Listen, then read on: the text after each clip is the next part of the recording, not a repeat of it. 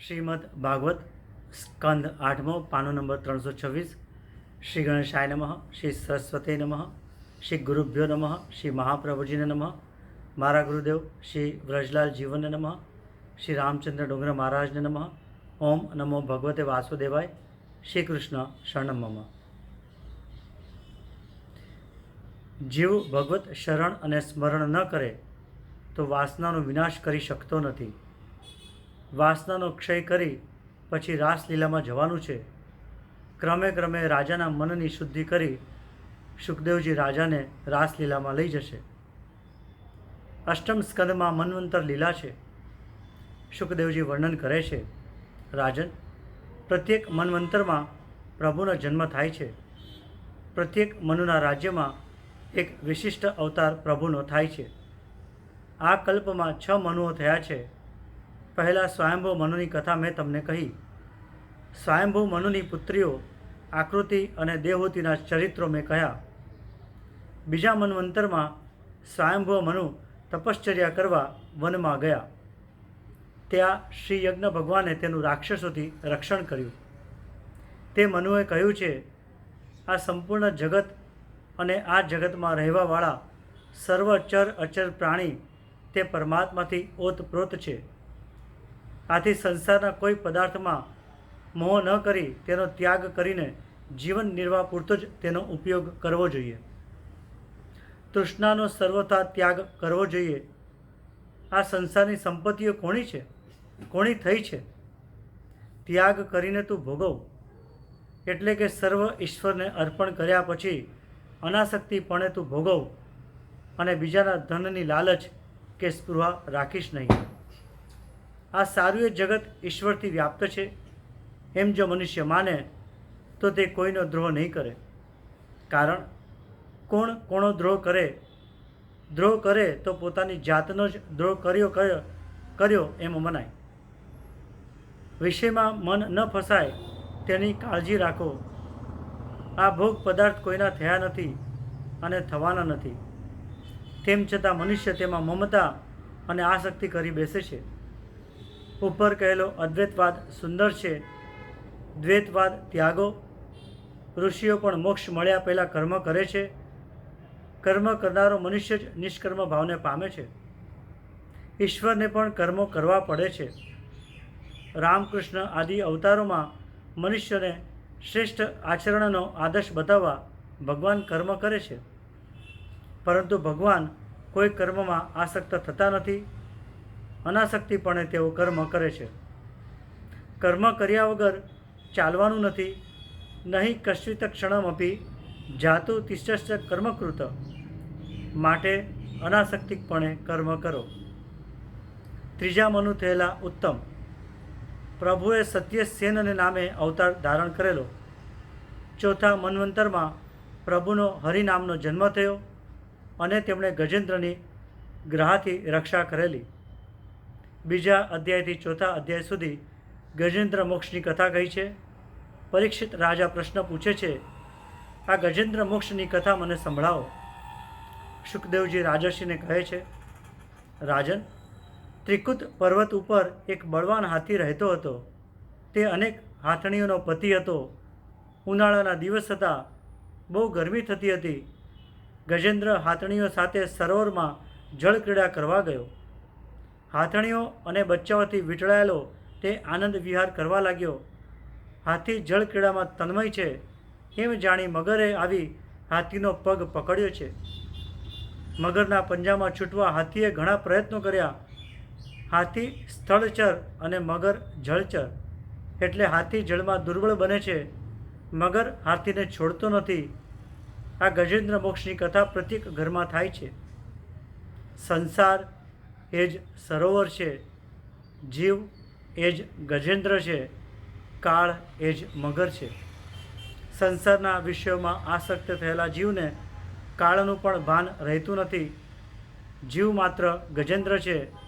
હાથીની બુદ્ધિ જડ છે। બ્રહ્મચર્યનો ભંગ થાય એટલે બુદ્ધિ જડ થાય છે।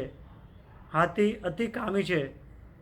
સિંહ વર્ષમાં એક વખત બ્રહ્મચર્યનો ભંગ કરે છે, તેથી સિંહનું બળ હાથી કરતાં ઓછું હોવા છતાં સિંહ હાથીને મારી શકે છે, કામ ક્રીડા કરનારની બુદ્ધિ જડ થાય છે. આ જીવાત્મા ગજેન્દ્ર ત્રિકુટાચલ પર્વતમાં રહે છે. ત્રિકુટાચલ એ શરીર છે. બીજો અર્થ કામ, ક્રોધ, લોભ પણ થઈ શકે. સંસાર એ સરોવર છે. સંસારમાં જીવ કામ ક્રીડા કરે છે. સંસાર સરોવરમાં જીવાત્મા સ્ત્રી તથા બાળકો સાથે ક્રીડા કરે છે. તે સંસારમાં જીવે રમે છે. તે સંસાર સરોવરમાં તેનો કાળ નક્કી કરવામાં આવ્યો હોય છે. સંસાર સમુદ્રમાં જે કામસુખ ભોગવે છે તેને મગર એટલે કે કાળ પકડે છે. જે કામનો માર ખાય તેને કાળનો માર ખાવો જ પડે છે. મનુષ્ય કહે છે હું કામને ભોગવું છું, પણ તે ખોટી વાત છે. કામ મનુષ્યને ભોગવી તેને ક્ષીણ કરે છે. ભોગાના ભોગતા વયમેવ ભુક્તા. ઇન્દ્રિયો ત્યારે શાંત થાય કે જ્યારે તેને ભક્તિ રસ મળે. અનેક જન્મથી જીવને કાળ મારતો આવ્યો છે. મગર અને સર્પને કાળની ઉપમા આપવામાં આવી છે. જે સંસાર સરોવરમાં મનુષ્ય કામ ક્રીડા કરે છે ત્યાં જ કાળ રહે છે. જે સમયે જન્મ થાય તે સમયે મરણનો કાળ નક્કી કરવામાં આવે છે. મગરે હાથીનો પગ પકડ્યો. કાળ આવે છે ત્યારે પગને પહેલાં પકડે છે. પગની શક્તિ ક્ષીણ થાય ત્યારે માનજો કાળે પકડ્યો છે. પગની શક્તિ એકદમ ઓછી થઈ જાય એટલે સાવધાન થઈ જવું. હવે કાળ સમીપ છે, પરંતુ ગભરાશો નહીં. ભગવત સ્મરણમાં લાગી જજો. કાળ જ્યારે પકડે ત્યારે કાળની પકડમાંથી સ્ત્રી છોડાવી શકે નહીં, પુત્ર છોડાવી શકે નહીં. જ્યારે કાળ પકડશે ત્યારે કોઈ પ્રયત્ન કામ આવશે નહીં.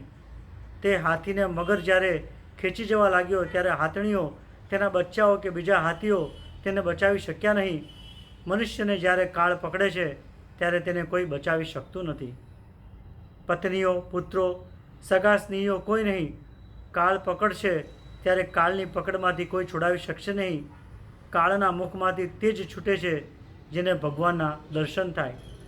કાળના પણ કાળ શ્રી કૃષ્ણના દર્શન થાય તો કાળનો નાશ થાય છે. કાળના મુખમાંથી, મગરના મુખમાંથી શ્રી હરિનું સુદર્શન ચક્ર છોડાવી શકે છે. મગરની પકડમાંથી છૂટવા હાથીએ ઘણો પ્રયત્ન કર્યો, પણ કોઈ વખત પ્રયત્ન કામમાં આવ્યો નહીં. હાથણીઓ, હાથીના બચ્ચાઓ પ્રયત્ન કરે પણ કોઈનો પ્રયત્ન કામમાં આવતો નથી. કાળ પકડે છે ત્યારે કોઈનો પ્રયત્ન કામમાં આવતો નથી. 1 માસ આ પ્રમાણે યુદ્ધ ચાલ્યું. મગર હાથીને ઊંડા જળમાં લઈ જાય છે. આ મરશે એવી ખાતરી થઈ એટલે હાથણીઓ હાથીનો ત્યાગ કરીને નાસી જાય છે.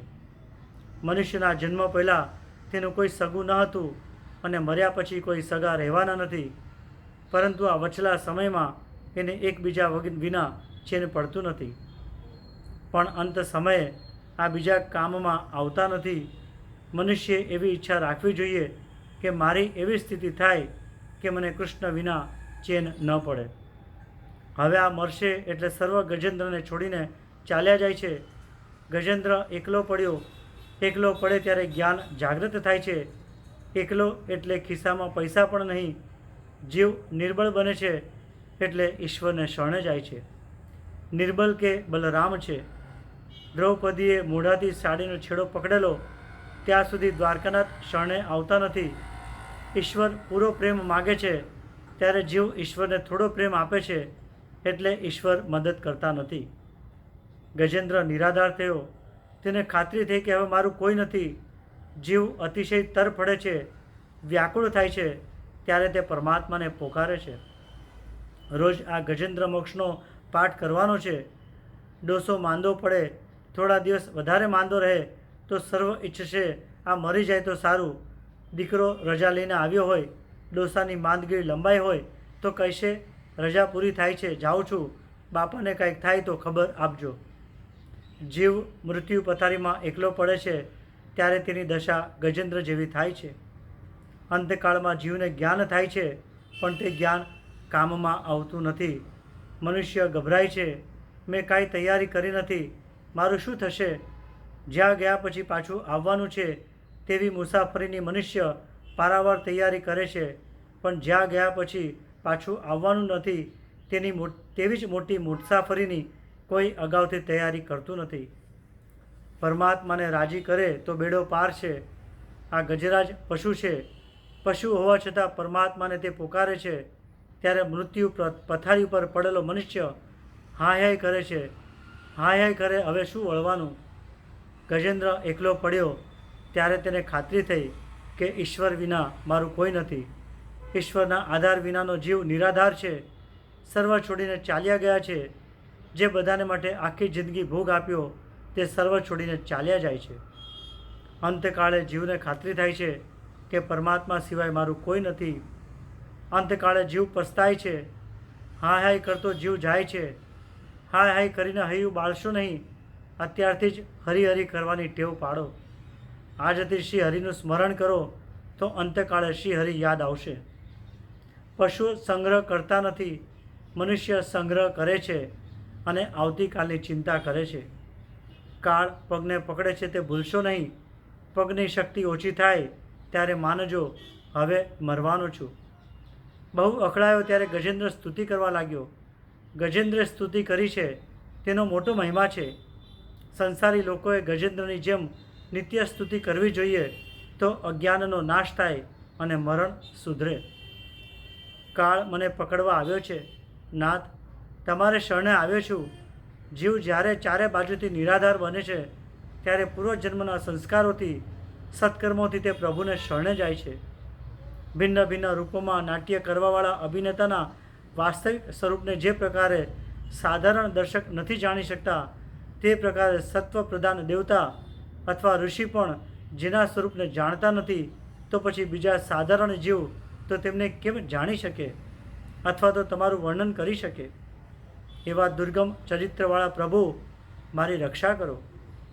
મારા જેવા શરણાગત પશુતુલ્ય અવિદ્યાગ્રસ્ત જીવની અવિદ્યારૂપ ફાંસીને સદાને માટે પૂર્ણ રૂપથી કાપી નાખવાવાળા અત્યંત દયાળુ તેમજ દયા કરવામાં કોઈ પણ દિવસ આળસ ન કરવાવાળા નિત્ય મુક્ત પ્રભુને વંદન કરું છું. તમારા અંશથી સર્વ જીવોના મનમાં તમે અંતર્યામી રૂપથી પ્રગટ રહો છો. સર્વના નિયંતા અને અનંત એવા તમે પરમાત્માને હું વંદન કરું છું. હું પશુ છું, કાળના પાશમાં ફસાયો છું. જરા વિચાર કરો, જીવ માત્ર પશુ છે. સર્વે કાળના પાશમાં ફસાયા છે. મને કાળથી બચાવો. જ્યાં કાળ ન હોય ત્યાં મને લઈ જાઓ. જ્યાં કાળ છે ત્યાં દુઃખ છે. મોટા બંગલાઓમાં પણ રહેનારને લોકો સુખી માને છે. એ સુખી શાનો? તેના માથે પણ કાળ છે. જેના માથે કાળ છે તે સુખી નથી. જ્યાં કાળનો પ્રવેશ નથી એવા તમારા ધામમાં લઈ જાઓ. જે લોક શરીર, પુત્ર, મિત્ર, ઘર, સંપત્તિ અને સ્વજનોમાં આસક્ત છે તેઓને તમારી પ્રાપ્તિ થવી અતિ કઠિન છે, કારણ કે તમે સ્વયં ગુણોની આસક્તિથી રહિત છો. પરંતુ જીવનમુક્ત પુરુષ પોતાના હૃદયમાં તમારું નિરંતર ચિંતન કરતો રહે છે એવા જ્ઞાન સ્વરૂપ સર્વસમર્થ ભગવાનને હું નમસ્કાર કરું છું. નાથ, આ ગ્રહાની ચુંગાલમાંથી છૂટીને હું જીવવાની ઈચ્છા રાખતો નથી. આ હાથીનું શરીર અંદર અને બહાર સર્વ તરફથી અજ્ઞાનરૂપ આવરણથી ઢંકાયેલું છે. આવા શરીરને રાખીને કરવું છે શું? હું તો આત્મપ્રકાશને ઢાંકી દેવાવાળા તે અજ્ઞાનરૂપ આવરણથી છૂટવા માગું છું કે જેનો કાળક્રમથી પોતાની મેળે નાશ થતો નથી, પરંતુ આપની કેવળ કૃપાથી અથવા તત્વજ્ઞાનથી જ તેનો નાશ થાય છે. તો હે નાથ, મારા પર કૃપા કરો. શરણાગતનું રક્ષણ કરનાર એવા ઓ પ્રભુ, મારી રક્ષા કરો. હું શરણે આવ્યો છું. ગજેન્દ્ર આ પ્રમાણે દુઃખથી આદ્ર બનીને શ્રી હરિની સ્તુતિ કરે છે. મોટા મોટા મહાત્માઓ આ ગજેન્દ્ર મોક્ષનો પાઠ રોજ કરે છે. કાળ પકડે છે ત્યારે જીવ કહો ગભરાય છે તેમ વિચારી ગજેન્દ્ર થઈ આ ગજેન્દ્ર મોક્ષનો પાઠ કરજો. ગજેન્દ્ર જેવા આર્ત થઈ ગજેન્દ્ર મોક્ષનો પાઠ કરશો તો અંતકાળ સુધરશે. સ્તુતિના એક એક શ્લોકમાં દિવ્ય તેજ ભર્યું છે. આ સ્તુતિનો પાઠ નિત્ય કરવાથી અંતકાળમાં પરમાત્મા લેવા આવે છે. પ્રાતઃકાળમાં પવિત્ર થઈ જે કોઈ ગજેન્દ્ર ભગવાનની સ્તુતિ કરેલી તે સ્તુતિ કરશે તેની બુદ્ધિ અંતકાળે નિર્મળ રહેશે. અંતકાળે તેને શ્રી હરિનું સ્મરણ રહેશે. આ સ્તુતિનો પાઠ મનુષ્યને સંકટમાંથી મુક્ત કરે છે આ સ્તુતિ દુષ્ટ સ્વપ્નના ફળનો નાશ કરનાર છે. આ સ્તુતિનો પાઠ કરનારને ખરાબ સ્વપ્ન નહીં આવે. આ જીવ અંતકાળમાં બહુ ગભરાય છે. જ્યારે તે બેભાન બને છે ત્યારે યમદૂતો તેને બહાર કાઢે છે. અંતકાળે અતિશય દુઃખ થાય છે. આવા સમયે ઈશ્વરનું સ્મરણ રહેવું થવું મુશ્કેલ છે. ઈશ્વરની કૃપા હોય તો જ તે શક્ય છે. માટે ગજેન્દ્ર સ્તુતિનો બને તો રોજ પાઠ કરવો. બને તો મત્સ્ય અવતાર ચરિત્રનો પણ પાઠ કરજો. મધ્યરાત્રિએ રાસ પંચાધ્યાયીનો પાઠ કરવો તો પ્રભુ કૃપાથી કામ તેને પીડા આપી શકશે નહીં. ગજેન્દ્ર પ્રાર્થના કરે છે, હવે તો જે શરીરનો નાશ ન થાય તેવું દિવ્ય શરીર મને આપો. યમુના મહારાણી કૃપા કરે છે ત્યારે અલૌકિક શરીરનું નૂતન તત્વનું દાન કરે છે. નાથ, કૃપા કરી મને અવ્યય અવિનાશી તેજોમય શરીર પ્રાપ્ત થાય. નાથ, જલ્દીથી પધારો. હે ગોવિંદ, હે નારાયણ, આજે દિન થયો છું, કાળના મુખમાંથી મને છોડાવો. આ ગજરાજને બચાવવા તેની પાસે બ્રહ્મા આદિ કોઈ પણ દેવતા ન આવ્યા ત્યારે પરમાત્માને ઉતાવળ થઈ. તે દોડતા દોડતા આવ્યા છે. નિરાધારનો આધાર મારો દ્વારકાનાથ છે. યાદ કરો તો મારા ભગવાન અંતકાળે દોડતા આવે છે. ગજેન્દ્રએ જોયું, ભગવાન દોડતા આવ્યા છે. ગજેન્દ્રે સરોવરમાંથી એક કમળ ઉચકી તે ભગવાનને અર્પણ કર્યું. તુલસી અને કમળ પરમાત્માને અતિ પ્રિય છે. પરમાત્માની દુટીમાંથી કમળ નીકળ્યું છે. કમળ બ્રહ્માજીની સૃષ્ટિનું નથી. તે કમળનો પ્રભુએ સ્વીકાર કર્યો છે. સુદર્શન ચક્રથી ભગવાને મગરને માર્યો છે. કાળનો નાશ જ્ઞાન ચક્રથી થાય છે. એવું જ્ઞાન થાય કે સર્વમાં ભગવાન દેખાય. જેને બ્રહ્મદ્રષ્ટિ પ્રાપ્ત થાય છે તે જ્યાં જાય ત્યાં તેને પરમાત્માના દર્શન થાય છે. બ્રહ્મજ્ઞાની મળશે, પણ સુખદેવજીની જેવી બ્રહ્મદ્રષ્ટિ રાખનારા ઓછા મળશે. આવા જ્ઞાનીને સંસાર બાધક થતો નથી. અજ્ઞાનીને સંસાર બાધક થાય છે. જ્ઞાનીને જ્ઞાન નહીં, જ્ઞાનીને માટે જગત રહેતું નથી. આ જ્ઞાનની પકડમાંથી છૂટવાનું છે. સુદર્શન ચક્રથી ભગવાને મગરને મારેલો, એટલે કે સુદર્શન ભગવાનના દર્શનથી કાળ મરશે. સર્વમાં ભગવત દર્શન તે જ સુદર્શન. કાળ જ્યારે પકડે છે ત્યારે તેની પકડમાંથી કાળના પણ કાળ ભગવાન જ છોડાવી શકે છે. કાળ મગરનો સુદર્શનથી નાશ કર્યો એનો બીજો અર્થ એ પણ થાય કે તમારી દૃષ્ટિ સુદર્શન થશે, સારી થશે. એટલે કે સર્વમાં તમને ભગવાન દેખાશે તો તમે કાળના મુખમાંથી છૂટી જશો. એટલે કે તમે કાળને પણ જીતી લેશો. એવા જ્ઞાની પુરુષનું કાળ પણ શું કરી શકે? સર્વમાં જેને ભગવત ભાવ જાગ્યો એ કાળના મુખમાંથી છૂટી જાય છે. સર્વમાં શ્રી કૃષ્ણના દર્શન કરનારને પોતાના સ્વરૂપમાં પણ શ્રી કૃષ્ણ દેખાય છે. તમારા સ્વરૂપમાં પણ શ્રી કૃષ્ણના દર્શન કરો તો કાળ મારી શકશે નહીં. ગજેન્દ્રનો ઉદ્ધાર કર્યો તેમ જે જીવ ભગવાનને શરણે જાય તેનો ઉદ્ધાર થાય. પૂર્વ જન્મમાં આ ગજેન્દ્ર ઇન્દ્રધુમ્ન નામનો રાજા હતો. રાજા ધ્યાનમાં બેઠો હતો ત્યાં અગત્ય મુનિ આવ્યા. રાજા ઉઠીને ઊભા થયા નહીં. મુનિને લાગ્યું, રાજા મારું અપમાન કરે છે. ભગવાન કરતાં પણ ભગવાનના ભક્તોનું વધારે માન રાખજો. પથ્થરની મૂર્તિમાં સદભાવ રાખવાથી તે ચેતન થાય, તો ચેતનમાં સદભાવ રાખવાથી ઈશ્વરની પ્રાપ્તિ કેમ ન થાય? અગત્ય મહારાજને ખોટું લાગ્યું, શાપ આપ્યો. તું જડ જેમ બેસી રહ્યો તેથી તને પશુનો જડનો અવતાર મળો. પૂર્વજન્મમાં ગજેન્દ્ર ખૂબ ભજન કરેલું એટલે ગજેન્દ્ર યોનિમાં તેને પ્રભુ યાદ આવ્યા છે. જે સંસ્કાર મનમાં દૃઢ થાય તે સંસ્કાર બીજા જન્મમાં અને અંતકાળે કામ આવશે. ઠાકોરજીનો પહેલાં સ્વપ્નમાં અનુભવ થાય છે.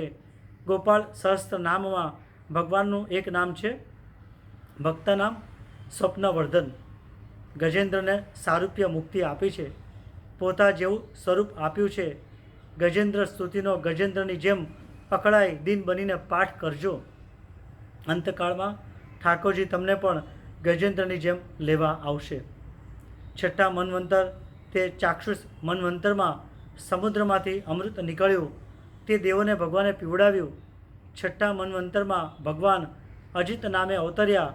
સમુદ્રનું મંથન કરીને અમૃત કાઢી આપ્યું અને પોતે જ કચ્છપ રૂપ ધારણ કરી મંદરાચલ પર્વતને પીઠ ઉપર ધારણ કર્યો હતો. પરીક્ષિત રાજા પૂછે છે, ભગવાને સમુદ્રમાં મંથન કેવી રીતે કર્યું, કચ્છપ રૂપ ધારણ કરી મંદરાચલને પોતાની પીઠ ઉપર શા માટે ધારણ કર્યો, દેવતાઓને અમૃત કેવી રીતે પીવડાવ્યું, આ સમુદ્ર મંથનની કથા કૃપા કરીને મને કહી સંભળાવો. અહીં આ કથાને વિરામ આપું છું. કૃષ્ણાર્પણ.